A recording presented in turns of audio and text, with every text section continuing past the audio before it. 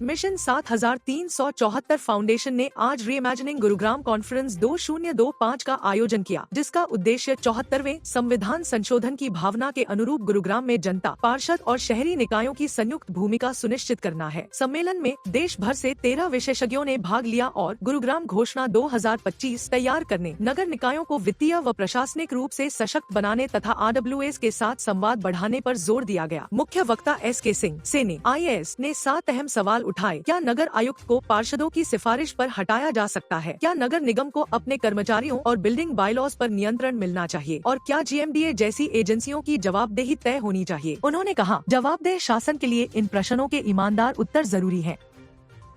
जैसे आपको बताऊं, जैसी सोच के साथ हमने मिशन 7374 फाउंडेशन को शुरू किया है, इसी तरीके की सोच के साथ एक ऑलरेडी एक सिविल सोसाइटी के लोग जनाग्रह नाम से बेंगलोर के अंदर काम कर रहे हैं। तो उससे मिस्टर प्रभात कुमार जी हैं, ही इज़ एक्स IITian, तो वो भी इसमें पब्लिक फाइनेंस मैनेजमेंट के ऊपर अपना विषय रखेंगे। मैं आपको एक इस पे जो पब्लिक फाइनेंस का विषय है या म्युनिसिपल फाइनेंस का विषय है, उसमें 1 मिनट में आपको बताऊंगा कि आज भी हमारी जो म्युनिसिपल कमेटी हमारी कैश बेस्ड अकाउंटिंग के प्लेटफॉर्म पे चलती है। कैश बेस्ड अकाउंटिंग को अगर हम एक लेमैन लैंग्वेज में समझें तो इस तरीके से समझ सकते हैं कि जो भी म्युनिसिपैलिटी के पास इनकम आती है, म्युनिसिपैलिटी उसका रिकॉर्ड रख लेती है, और जो भी म्युनिसिपैलिटी एक्सपेंडिचर करती है उसका रिकॉर्ड रख लेती है। जबकि जितनी भी प्रोग्रेसिव म्युनिसिपैलिटीज़ हैं और इंटरनेशनली सारी जो न्यू जनरेशन के हिसाब से जो काम कर रही है, सब एक्रूअल बेस्ड अकाउंटिंग फॉर्मेट करती हैं। एक्रूअल बेस्ड अकाउंटिंग में क्या होता है कि जैसे हमारी म्युनिसिपैलिटी के ऊपर आज के दिन कितनी लायबिलिटीज़ स्टैंड कर रही हैं। सपोजिटली किसी कॉन्ट्रैक्टर ने अगर काम किया इस साल के अंदर और वो मार्च 2026 तक अपनी पेमेंट नहीं लेता है, तो वो कहीं रजिस्टर ही नहीं होगा कि इस कॉन्ट्रैक्टर को ये अवार्ड हुआ था, क्योंकि उसकी पेमेंट हुई नहीं। तो इस तरीके से जितनी पेंडिंग लायबिलिटीज़ हैं वो एक्यूमुलेट होके वो बहुत बड़ा एक चंक आज भी म्युनिसिपैलिटी पे स्टैंड करता है। तो एक्रूअल बेस्ड अकाउंटिंग के अंदर ये होता है कि आपको रियल टाइम उस इंस्टीट्यूशन की फाइनेंशियल हेल्थ का आपको पता लगता है कि कितनी आप पे देनदारी है, जो इनकम है चाहे प्रॉपर्टी टैक्स से है, कितना आपके पास रिसीवेबल है और कितना आपके पास एसेट्स है, और कौन से एसेट्स आप उसको डेप्रिशिएट कर रहे हैं। जैसे जनरली जितनी भी प्राइवेट कंपनियां जिस फॉर्मेट पे काम करती हैं, तो उससे हम एक रियल टाइम फाइनेंशियल हेल्थ का हम अंदाजा लगा सकते हैं। तो ये भी एक विषय है जो कि एड्रेस करेंगे आलोक शिरोमणि जी। वो बाय प्रोफेशन CA हैं और he is a consultant specialist. वो दिल्ली रहते हैं, उन्होंने चेन्नई म्युनिसिपल सुना होगा। 5-10 साल पहले मोहल्ला सभा की आवाज़ें कई बार उठती थी, पर वहाँ भी वो मतलब एग्जीक्यूट ग्राउंड पे नहीं हो पाई। तो वहाँ से बजट, जनता के अंदर से बजट निकल के आए पार्षद के थ्रू, मतलब डिमांड भी निकल के आए और पैसा कहाँ कहाँ पे खर्च करना है वो सारा सिस्टम पार्षद और मेयर वो चीज़ें करें। तो वही बल उनको देने के लिए हमने मिशन शुरू किया, तभी ये चीज़ें ठीक होंगी। अब RWA, अगर आप भी किसी ना किसी सोसाइटी में रहते हैं तो अंदर देखेंगे कि RWA मतलब चाहे एवरेज RWA भी होगी ना, RWA ना होने से तो बेटर है। इसका मतलब क्या है कि डिसेंट्रलाइजेशन एक अच्छी चीज़ है। कहने का मतलब जितनी छोटी यूनिट होगी और उसके पास फाइनेंशियल और एडमिनिस्ट्रेटिव पावर होगी, तो जनता का कुछ ना कुछ काम तो होगा, मिनिमम कुछ ना कुछ मरे से मरा कुछ ना कुछ काम तो होगा। तो अब कुछ लोग यूं भी सोचते हैं भाई पार्षदों को ताकत ज़्यादा दे दी तो जो है ये तो पहले ही करप्ट हैं, ये तो चुनाव में 2-2, 3-3 करोड़ खर्च के आए हैं, ये तो सत्यानाश कर देंगे, ये कर देंगे, वो कर देंगे। तो बहुत सारे इफ एंड बट हैं। उन सब सवालों के जवाब के लिए हमने ये कॉन्फ्रेंस रखी है, reimagining Gurugram.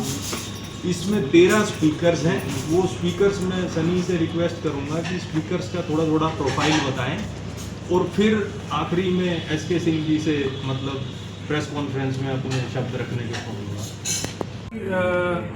public policy advisor, urban governance expert with over 40 years of experience in the field of urban finance, planning and management.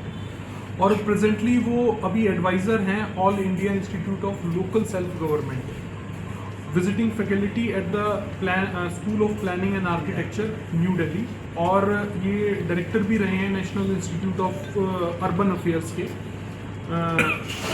वहाँ से ये रिटायर हुए हैं।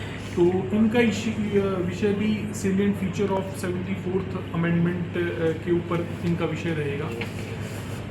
पी राघवेंद्र राव जी हैं, रिटायर्ड आईएएस हैं, उन्होंने हेड किया था 6th finance commission. Finance commission हर 5 साल में स्टेट भी और सेंटर भी जितनी भी हमारी म्यूनसिपैलिटीज़ हैं और पंचायत्स हैं, इन सब का एक तरीके से ऑडिट और रिकमेंडेशंस, इनकी वर्किंग का एक रिव्यू करता है और सरकार को डायरेक्ट करता है। 3 लोगों ने इन्वाइट किया है इसमें और परसों बोलने के लिए भी 74th के बारे में। 74th अमेंडमेंट आया क्यों? अगर आप संविधान को देखेंगे तो डायरेक्टिव प्रिंसिपल स्टेट पॉलिसी में पंचायतों का जिक्र है। पंचायत में छोटी स्टेट सब्जेक्ट है, कानून बनाने के बहुत राज्यों को असेंबली पास होती थी। बहुत पहले कोशिश की गई कि पंचायतों म्यूनसिपलिटी को क्या संवैधानिक दर्जा दिया जाए नहीं दिया जाए।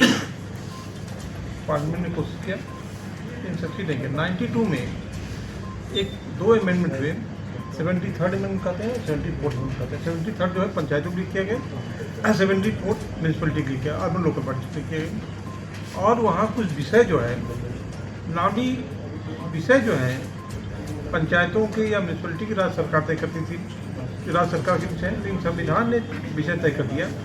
11वीं सूची में उन्होंने लिस्ट कर दिया कि ये सब्जेक्ट पंचायतों को ट्रांसफर कर देना चाहिए। ये सब्जेक्ट 12th शेड्यूल में ये नगर निकाय को दे देना चाहिए। तो 18 विषय नगर निकाय को देने का प्रावधान किया गया।